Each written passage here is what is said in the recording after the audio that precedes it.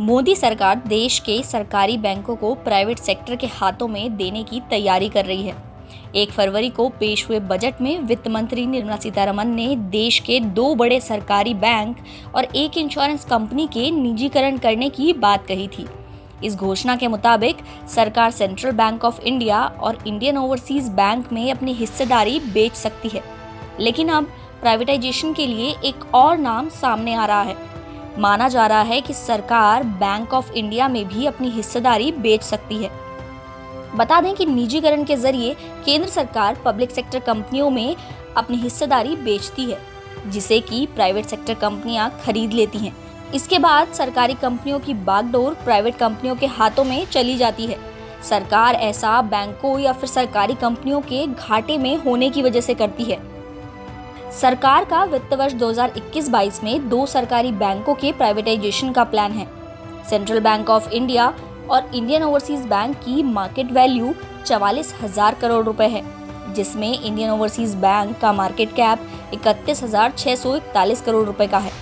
चालू कारोबारी साल में सार्वजनिक क्षेत्र की कंपनियों और वित्त संस्थानों में विनिवेश से सरकार का लक्ष्य 1.75 लाख करोड़ रुपए जुटाने का है।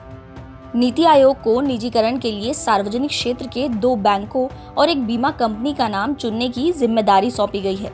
नीति आयोग ने इस वित्त वर्ष में प्राइवेटाइज होने वाले सरकारी बैंकों के नाम विनिवेश से जुड़े सचिवों की समिति को सौंप भी दिए हैं। बताने की सरकार इससे पहले भी IDBI बैंक को प्राइवेट कर चुकी है। बैंक को संकट से उभारने के लिए साल 2019 के सितंबर में भारतीय जीवन बीमा निगम यानी कि LIC और सरकार ने मिलकर IDBI बैंक में 9300 करोड़ रुपए का निवेश किया था। इसमें LIC की हिस्सेदारी 4,743 करोड़ रुपए की थी। LIC ने IDBI में निवेश के जरिए 51% हिस्सेदारी हासिल की थी।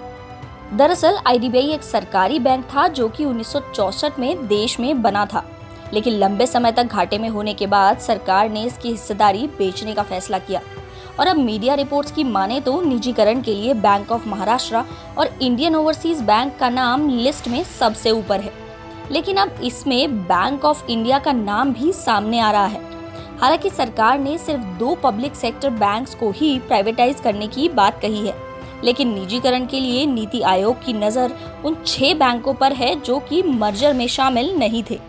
इसमें Bank of India, Indian Overseas Bank और सेंट्रल बैंक ऑफ इंडिया के अलावा Bank of Maharashtra, Punjab and Sind Bank और यूनाइटेड कमर्शियल बैंक यानी कि यूको बैंक का नाम भी शामिल है।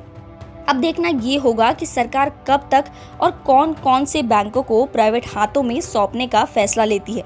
हालांकि बैंक यूनियन इस प्राइवेटाइजेशन के पक्ष में नहीं है और इसका सीधा विरोध कर रही है।